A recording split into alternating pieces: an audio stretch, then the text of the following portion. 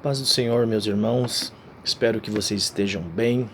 Quero cumprimentar aí os nossos irmãos do Parque João Batista, essa igreja abençoada, querida, dirigente da congregação, presbítero Elias, irmão Issacar, todos os nossos irmãos aí, essa juventude, essa mocidade maravilhosa, que são uma bênção aí nas mãos de Deus.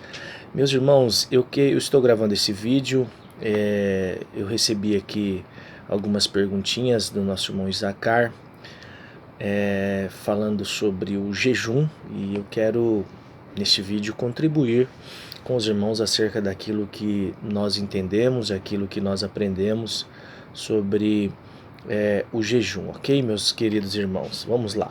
Primeira pergunta que recebi é: o que a Bíblia fala sobre o jejum? Muito bem, então nós encontramos na Bíblia sobre o jejum, tanto no Antigo Testamento como no Novo Testamento. No Antigo Testamento, nós encontraremos ali em Êxodo 24, 34, 28, os irmãos podem conferir aí, Êxodo 34, 28, Moisés, ao receber a lei de Deus, ele estava ali envolvido aí nessa atividade. Outro texto também, segundo Samuel 12:16, o rei Davi, ao orar pelo filho de Batseba, ele também jejua. Nós temos também em Esther, capítulo 4, versículo 16, quando a mesma intercede ao Senhor pelo povo judeu. E também em Daniel, capítulo 9, versículo 3, Daniel, ao orar em favor dos exilados em Babilônia, Daniel também jejua. Agora, o que a Bíblia fala do jejum no Novo Testamento? Nós encontramos aí no Novo Testamento o nosso Senhor Jesus Cristo, antes de iniciar o seu ministério, Jesus também praticando aí o ato de jejuar. Evangelho de Lucas, capítulo 4, versículo 1 e 2. O apóstolo Paulo, por sua vez, também em sua conversão em Damasco, Atos dos Apóstolos, capítulo 9, do versículo 8 e versículo 9, os irmãos também encontrarão Paulo na prática do jejum. A igreja lá em Antioquia, que era um berço de missionários, um celeiro de grandes teólogos e estudiosos, a Bíblia vai dizer que ao separar irmãos para serem enviados a missões, a igreja, os líderes da igreja também jejuam. Atos capítulo 13, versículo 2 e versículo de número 3. Paulo novamente e Barnabé, ao dar posse aos pastores da igreja, eles também jejuam antes de dar posse aos pastores na igreja. Atos capítulo 14, versículo de número 23. Então, respondendo à primeira pergunta, entre tantos textos, esses são os textos aí que nós conseguimos verificar a Bíblia falando sobre jejum, tanto no Antigo como no Novo Testamento. Segunda pergunta que recebi dos nossos queridos irmãos: como nós assembleianos nos comportamos quanto ao jejum? Muito bem, quero aqui rapidamente compartilhar para os irmãos algo que aprendemos sobre essa questão. Então, o cristão assembleiano, ele se atém dessa maneira acerca do jejum, né? Nós temos aí no Evangelho de Mateus registros de Jesus ensinando de como devemos praticar o jejum, né? Jesus nos adverte acerca da realização do jejum, né? E nós conseguimos observar que para se jejuar deve ter propósitos, né? Ninguém jejua de maneira aleatória. Então, qual é o propósito do seu jejum? Qual é a motivação que você vai jejuar? Então, nós precisamos atentar para essa questão, porque existem muitas pessoas fazendo jejum com motivações erradas, ok, meus irmãos? O jejum não deve servir para demonstração de espiritualidade. Então, muita gente jejua para demonstrar o seu nível, o seu grau de espiritualidade. Isso é um erro, motivação errada, né? Nem para ser aplaudido ou reconhecido pelos homens. A motivação não pode ser por isso também. Os homens não podem nos aplaudir e nem nos reconhecer pelo fato de jejuarmos. As orientações do nosso Senhor Jesus Cristo quanto ao jejum bíblico se dá sobre a seguinte questão, né? Quando Jesus orienta, Mateus capítulo 6, versículo 16, não vos mostreis contristados, né? Quando você for jejuar, você não pode se demonstrar contristado, triste, abatido, derrubado, caído. Possível que a referência aqui inclua a ideia de que os hipócritas tinham por hábito ficar sujos, barbudos, semblante triste, aspecto caído. Isso não pode acontecer na prática do jejum, né? A história diz que eles colocavam muitas cinzas na cabeça e tamanha era a quantidade de cinza que ela chegava a cair pela barba, a descer pela barba, e eles desfiguravam aí a sua fisionomia, né? A pretensão deles era mostrar piedade e no afã de serem reconhecidos, aplaudidos, né? Considerados, conceituados pela prática de jejuar. Pura hipocrisia, e o jejum não pode ser feito por motivações hipócritas, né? O jejum tinha sido reduzido em uma mera formalidade, ou seja, cumprir um protocolo, só isso, sem conteúdo, sem uma motivação verdadeira, real, daquilo que se está praticando, que é o jejum espiritual. Em nossos dias não é diferente, existem pessoas com as mesmas motivações erradas, distorcidas e equivocadas acerca do jejum. Isso é condenável e denota uma falsa aparência de piedade, meus prezados irmãos, né? Um outro aspecto aqui que nós devemos ver e nos comportar, né?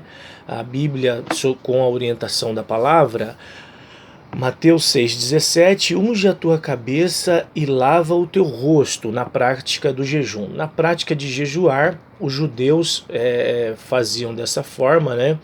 Eles tinham o hábito de ungir-se e lavar-se, eles eram proibidos para que fossem demonstrados sentimentos de contrição e arrependimento. Então havia essa proibição.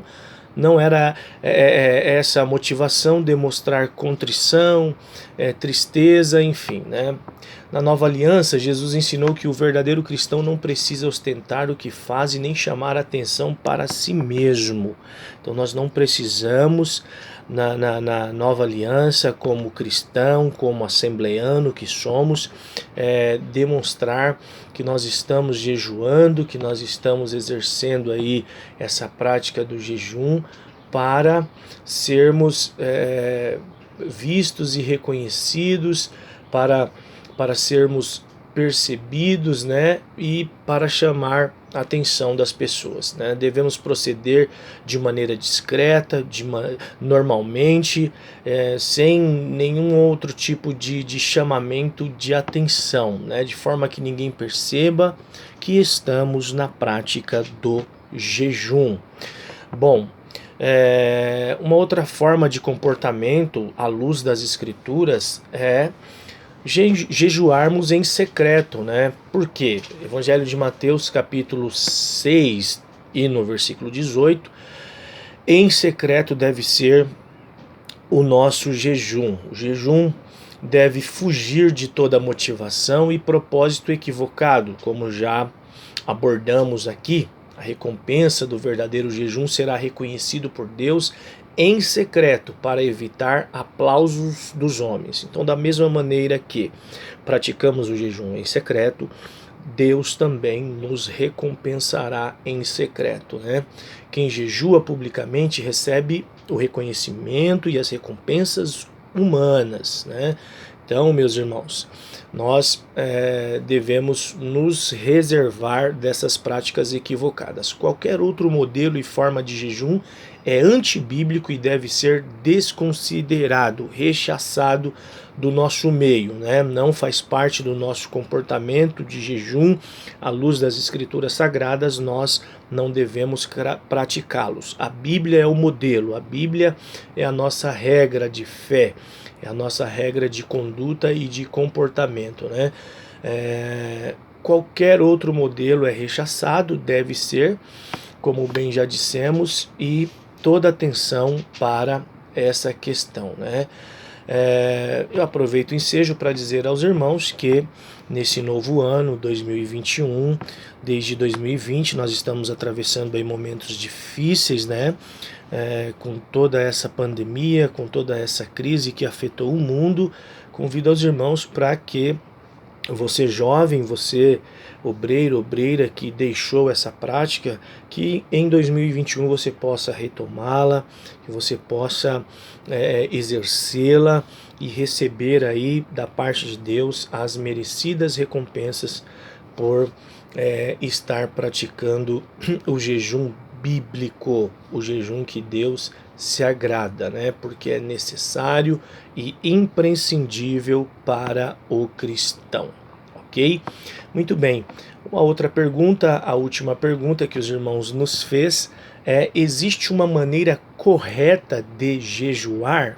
Ok. Bom, no nosso entendimento, jejuar é a abstenção completa ou parcial dos alimentos. Ou você pode se abster completamente de alimentos, ou você pode se abster parcialmente, ou seja, você cortar alguns alimentos e manter outros, né? Então, aquilo que você tem hábito de comer diariamente, todos os dias, você escolhe lá 2, 3 itens daquilo que você tem costume e se abstém de alguns itens e mantém outros, ok? Esse aí é o jejum parcial. O total é quando você se abstém totalmente dos alimentos aí por um determinado período no qual você está acostumado ou acostumada a comer. Muito bem, meus irmãos. No Antigo Testamento nós temos aqui uma prova, né, de humilhação espiritual. E essa humilhação espiritual, através da prática do jejum, era conhecida no Antigo Testamento por afligir a alma. Então, as pessoas no Antigo Testamento, quando iam jejuar, elas conheciam essa prática como afligir a sua própria alma na presença de Deus. Levítico, capítulo 16, do versículo 29 ao 31, os irmãos irão encontrar base bíblica para esse costume no Antigo Testamento. Os judeus jejuavam, veja só que interessante, do pôr do sol de um dia, ao nascer de um dia, ao alvorecer de um dia, até o pôr do sol do outro dia. Isso significa que das 18 do início de um dia até as 18 do findar do outro dia, 18 horas, né? Contabilizando, totalizando aí 24 horas de jejum. Ok, meus irmãos? O jejum era comum no judaísmo e também comum no cristianismo. O cristianismo primitivo, primeiro século da era cristã, segundo século, e até os dias de hoje deve ser uma prática comum no meio da igreja, no seio da igreja, entre o povo cristão, né? Todavia, né, essa prática de jejuar tem desaparecido quase que totalmente no meio do povo de Deus. As pessoas não estão jejuando, os jovens não estão jejuando, por isso que eu entendo pela falta do jejum, muita gente fraca na fé, muita gente desanimada na fé, muita gente desistindo da fé, muita gente com medo e amedrontada de todas as coisas com todas as coisas que estão acontecendo, com todas as ameaças, com todas as lutas e com todos os problemas. Nós vemos pessoas que sem coragem, se acovardando, pessoas desistindo, né, dos seus desafios, porque deixaram a prática do jejum. Então isso tem trazido muito prejuízo, a igreja tem sofrido com isso.